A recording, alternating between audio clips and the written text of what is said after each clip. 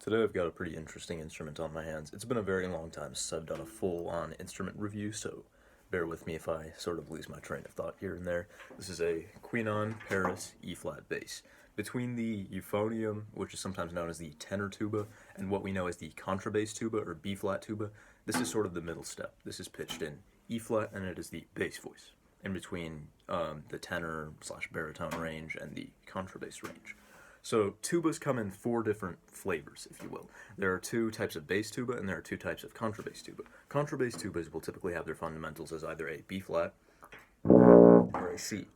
So B-flat and C, those are just going to be the lowest, not counting pedal tones, basic open notes on the instrument. That's what we consider the fundamental. Bass tubas also come in two varieties. This one is an E-flat or F. I apologize for the F on this instrument. It's atrocious. But anyways, yes, this is a bass or a tuba pitched in E-flat, and we're going to be going over some of its characteristics today. Except in British brass bands, every flavor of tuba will read the same music and just read it in a slightly different way. Tuba players think of learning a new set of fingerings for each different key of tuba they play in rather than transposing to concert pitch the way I am used to doing, so that's a little quirk for me. But basically, if you picked up an E-flat tuba, having been familiar only with B-flat tuba, and you use the fingerings for what you know as a B-flat scale, it would come out as an E-flat scale.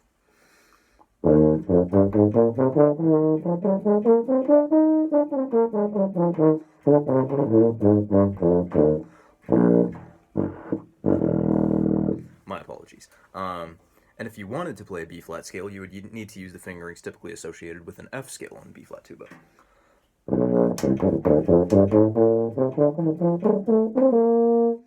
And, everything is sort of transposed so it sounds a fourth higher than it usually does on B-flat tuba.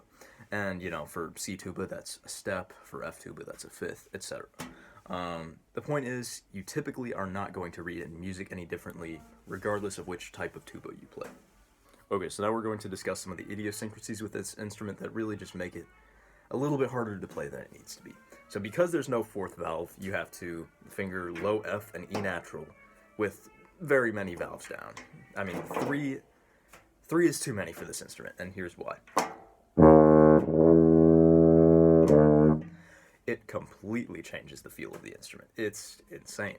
There is so much added resistance and such a big difference in feel and sound when you press all those valves down that F and E natural become nearly unusable on this instrument, to be honest.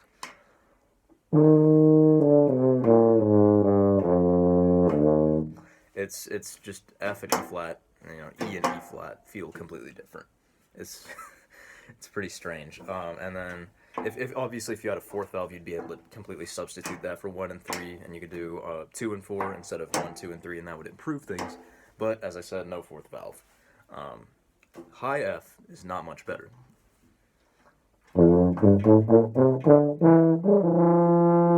It's quite flat because that's the third in the chord on an E-flat harmonic series.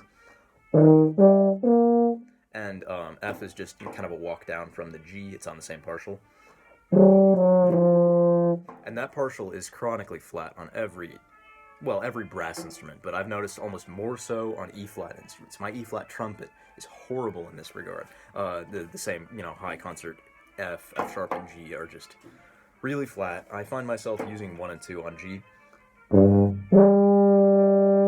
And then I might have to lip it a little bit, but I hate lipping up at any rate. So that's a problem with this, and it conflicts with the normally sharp F sharp, and G on a B-flat tuba, and a C tuba for that matter. So that's something that's really annoying about this particular instrument. You don't really see them in orchestras much. That's mainly C tubas and F tubas, which are a little bit better suited to playing in sharp keys. Considering this fundamental pitch of this instrument is an E-flat, if you're playing a piece in E major that takes all these stupid, god-awful fingerings, just stay clear.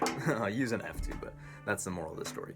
But rather than using this in an orchestra, you might see this in brass bands. Well, you will see this in brass bands. You might see it as a solo instrument. It's a little bit more nimble than the B-flat tuba, and I can play, notes above the bass staff with much more ease than on a B-flat tuba, much more stability,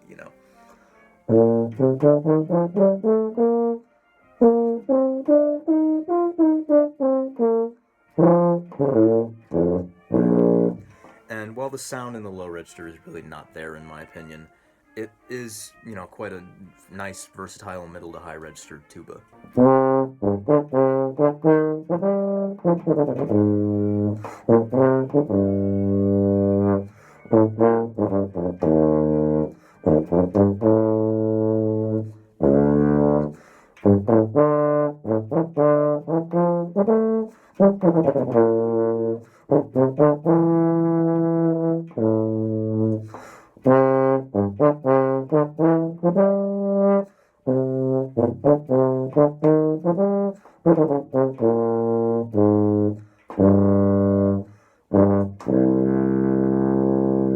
So that was Don Haddad's Suite for Baritone, adapted for tuba. A lot of tuba players will play that, and I think it sits really well on the E-flat tuba. It's in C minor, 3 flats, just like the fundamental of this instrument, so it's a really friendly key for the instrument.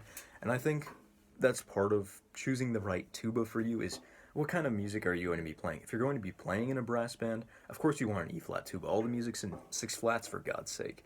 But if you're playing in an orchestra where everything's in 6 sharps, for God's sake, then you don't want an E-flat tuba. Of course, there is some orchestral music that is better suited for the E-flat tuba than an F or a C or a B-flat, and there are occasional instances where people have used E-flat tubas in orchestras. Some people, who are much better at this instrument than I, are brave enough to use this on the tenor tuba solo in Bidlow.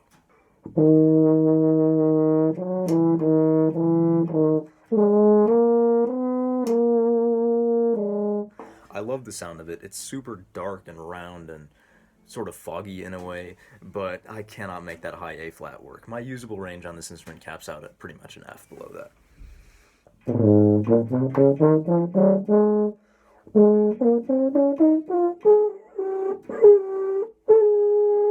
And after that, I'm pretty much bluffing and, squeaking and pressing too hard.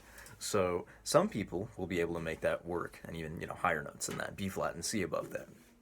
I'm going to round off this review by talking about things I like, because for all intents and purposes, this is an intermediate E-flat tuba, and I think it's pretty good, all things considered. You can pick a used one of these up online for $1,000, and honestly, how many tubas can you buy for that kind of money? This is functional, it has its quirks, but it's a lot of fun to play. I love playing bass tuba, and while I don't have any other E-flat or F tubas to compare this to, and I've also never played a C tuba, this, I think, is a lot of fun. It's a lot more nimble than a B-flat, and you get some of that bark in the lower register. Of course, you would have more notes if it had a 4th valve, but, it's fine.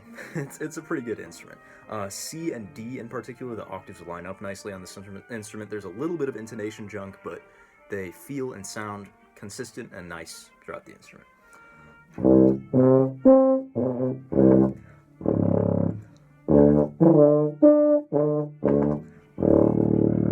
So, yeah. It's for all intents and purposes, for my messing around, it's a nice instrument. So anyways, I think that'll just about round off my review on the Couesnon E-flat bass. As I said, these can go online for under $1,000, so if you find one, if you have an aspiring E-flat tuba student, or you are one yourself, maybe consider it. Okay, before I forget, pedal check.